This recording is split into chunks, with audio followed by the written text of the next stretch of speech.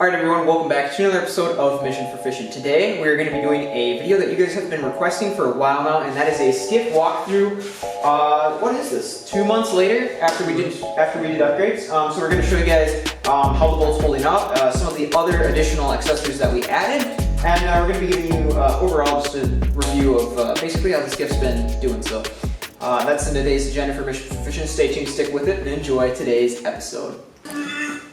The first thing that you notice when you come up here is obviously the shark nose. Now the shark nose is starting to come off a little bit. You can see there's a few spots that are starting to come off, and that's just wear and tear. That clear coat wasn't going to last on there very long, but the nice thing is we can always just touch it up and it'll be fine. The little eyebrow here is from my boat. We tethered together and we were chasing crappies one day, and I rubbed a little close, and so now the skiff's got an eyebrow. Just on one side though. It's kind of hilarious because it is in a perfect spot. The paint job isn't holding up super great, I gotta say. Mainly because when we put the paint on, if you guys remember, we just painted over the old paint, so it didn't cure to the aluminum, so it really didn't get as strong as it did on my boat. So there's a few spots where it's not holding up super great. I remember I bumped into it a couple times, and there were, oh, right here. Yeah, there's quite a bit of wear and tear going on here, and all the way down the side. But if you're gonna paint, I'd recommend following how we painted my boat, which is stripping all the paint off and then going over it. But for what it is, it's holding up pretty great. This side didn't turn out super great anyways with that roller, so that's that. The lighting is doing just fine. Moving to, I suppose, the inside now. As far as the deck is holding up, the deck is holding up pretty well, honestly. Yep. There's not a whole lot going wrong with it. It does creak a little bit now, and I think that's just because it's just gotten worn in. If we were to do it all over again, I think we'd use a little bit thicker plywood, yep. Right? Probably go with 5/8. Probably go with 5/8, if not even step up to 3/4. The framing where we did frame is still holding up just perfectly fine, and you could always even fix this even more with some more framing underneath. The hatches are doing very, very well. Excellent. Yeah, they're in great shape. You can see there's no rotting going on at all. And we've had water sitting in the bottom of the boat here for quite a while, I'd say, right? Yep. Yeah, so. Been a wet couple of trips. Yeah, so, I mean, the deck's been wet quite a few times, and there's no signs of rotting going on at all. So it's holding up fantastic. The inside, the exact same story. The pi symbol that we just happened to make with framing is doing very well. Carpeting is doing very well, not coming off. I mean, it's really a solid design. Problem child over here. Problem child in the back, really. This supports my weight, but it no longer supports your weight. Correct, and anybody above me. You wanna give them a story behind it? I mean, it happened to you. I was running late, and I was going a little fast, and she caught wind, and she kind of flew out of the boat, going like 70. She got a little damage going down the highway. Yeah, she got a little damage in a few different corners. Yeah. Oh yeah. So yep. It still works for lighter people, but yeah, we didn't really anchor it down at all either, so that was just riding this.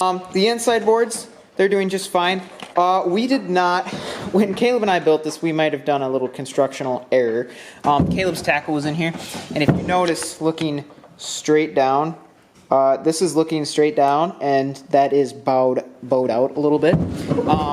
So all that pressure from his tackle boxes was pushing on the side, and it actually kind of bowed it out. Torqued it out, yeah. So if we were to do it all over again, we'd recommend putting in a brace support from here and running it at a 45-degree angle up to here on both sides, and that would prevent that issue. Other than that, it held up really great, and it held your tackle perfect. I had a viewer comment on this, and so I realized I never really showed this in much detail. So this box, we have all these switches hooked up, and this is for wiring in the boat and various other things. And that was just drilled with a hole saw, and then we just put these in. And underneath is all the wiring. So these are all wired up. They're three.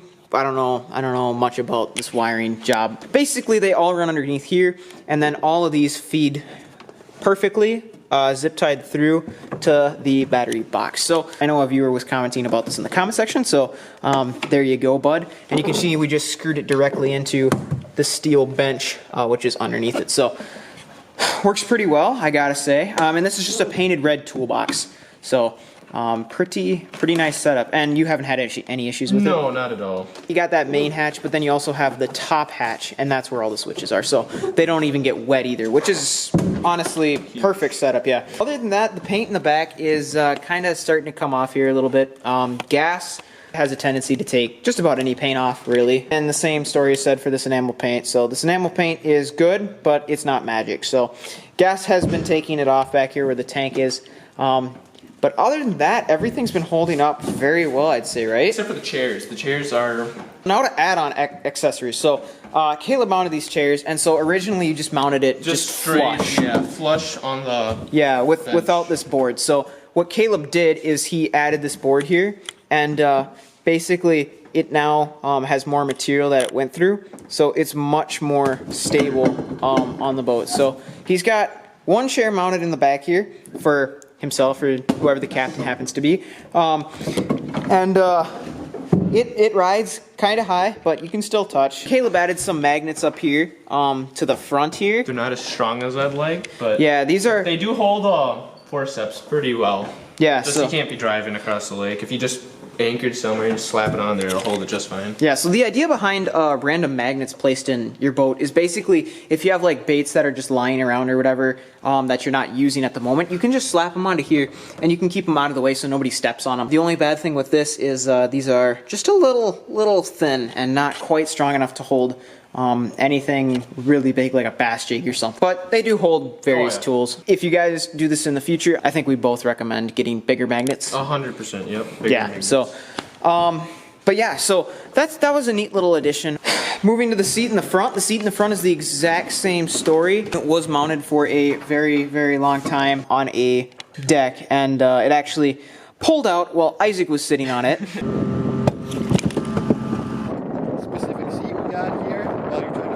We still need to fix this. This is basically just temporary on here now until we actually get it fixed. So if you turn this seat in one direction, you don't get access to either of the hatches. So if you're gonna do this upgrade, I would make sure you check your clearance with your hatches before you do any of that. This seat is also on a tilting pedestal mount.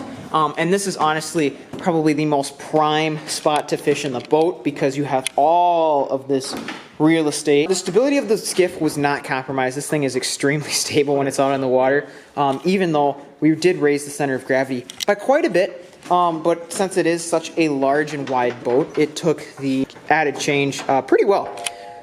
So I think that's been pretty much all the upgrades. All right, everyone, thank you so much for watching. If you guys enjoyed today's episode, make sure you hit the subscribe button, tap that bell icon, and I hope that you guys could take away something from this specific example. So, mission of the day was to give you guys an update on how the skiff is doing and kind of show you some of the things that we've also added and improved upon. So I think we can say for today's episode that would be a mission complete.